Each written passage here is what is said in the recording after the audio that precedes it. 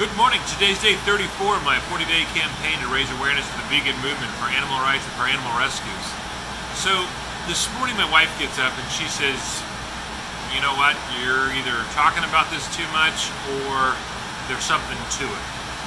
And so what she's talking about, for the past couple of weeks, I've had this feeling, this premonition, this daydream. I don't know what to call it. But it's something that would be pretty awesome.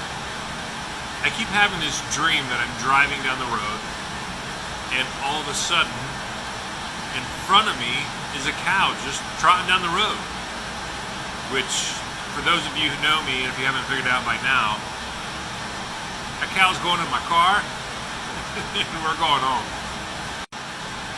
Now, Becky and I do not have property, we do not have a barn, we do not have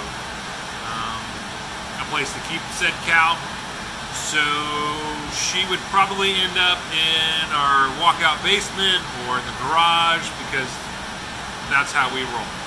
We would do whatever we had to do to make this happen, and it's just funny that she woke up this morning and was like, man, I don't know if it's because you've been talking about it or whatever, but she had a dream last night that a little black cow walking out, no ear tag, roughly 4 months old, and we put her in the car and took her to the vet, got her all checked out, and then we took her home.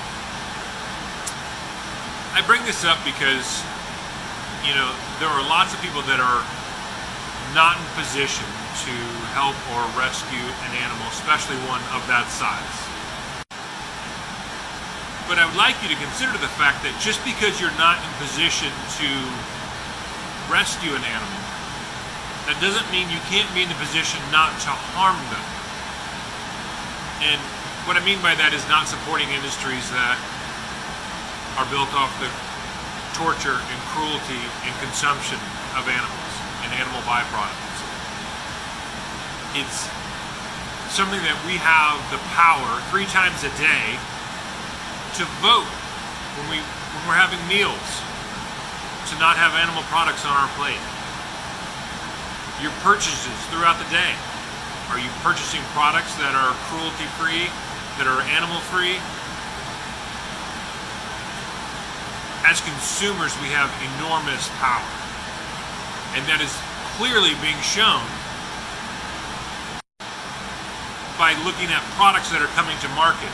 Look at Beyond Meat getting ready to be the first plant-based meat product to have its own IPO.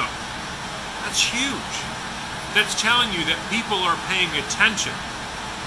And unfortunately, one of the things that drives a lot of these organizations and a lot of industries is money.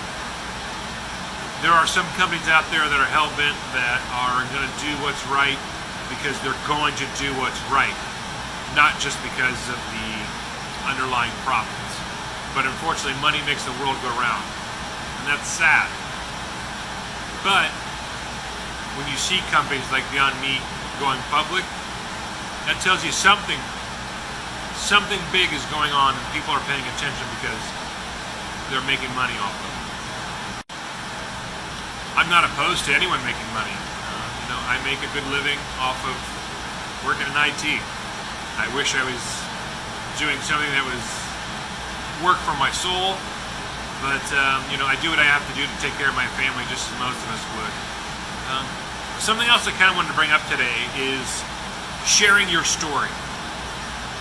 I think it is so important that the more people we can have share their stories, share their journey, share their passion. Now, do you have to be out there every day? Do you have to record a video every day? No, absolutely not. But I think it's important when you find stuff that's important to you, that's been impactful to you and your story and your journey, that we should share it. You have no idea where someone else might be in their journey. It might be something that you say, something that you do, something that you share that triggers something with someone else that says, I just went through that. I just thought about that. I just had that concern, whatever it might be. You never know how your story could be impactful for someone else. something else I've kind of noticed along the way of this is that this is kind of therapeutic almost for me to be able to share my story, to share stuff that's important to my wife and I. Because living in a small farm town, we are, if I were to guess, we're probably the only straight up vegans in our community. There might be one more. We're not in a big town. There are lots in the surrounding areas from us. You get closer to Dayton, Ohio, and some of the suburbs, there's more.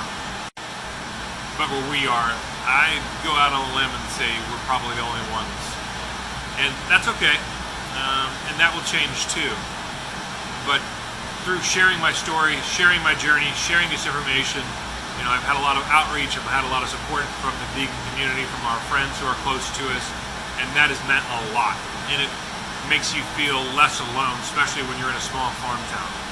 So, share your stories, share your dreams and aspirations about this, share the things you've been through, share the things that are important to you. You really never know who it might reach. You might have like I have almost 600 followers. That's a drop in the bucket in comparison. But that's not the important part. The important part is the impact that you might have encouraging someone else to go vegan. So you might only have a couple hundred followers, but you have no idea the reach that social media has. That the impact of one of your posts might reach that one person that might make a difference. That's pretty big. So today's Tuesday, day 34. I have had a lot of fun doing this, and I'm counting down the days and cannot believe that come Monday I'll be 40 and I will have completed this 40-day campaign. So hopefully it's reached some folks, hopefully it's done some good, hopefully it's inspired someone to do something positive. So please join me in supporting organizations across the country. Doesn't matter where you are. I'm raising money for the Gentle Barn, for Farming the Free, for International Anti-Poaching Foundation, and for Ziggy's Refuge. If you want to donate to my GoFundMe, I would appreciate that. I'm sure they would too. Or go to your local favorite charity and make a donation. Hope you guys have a great day.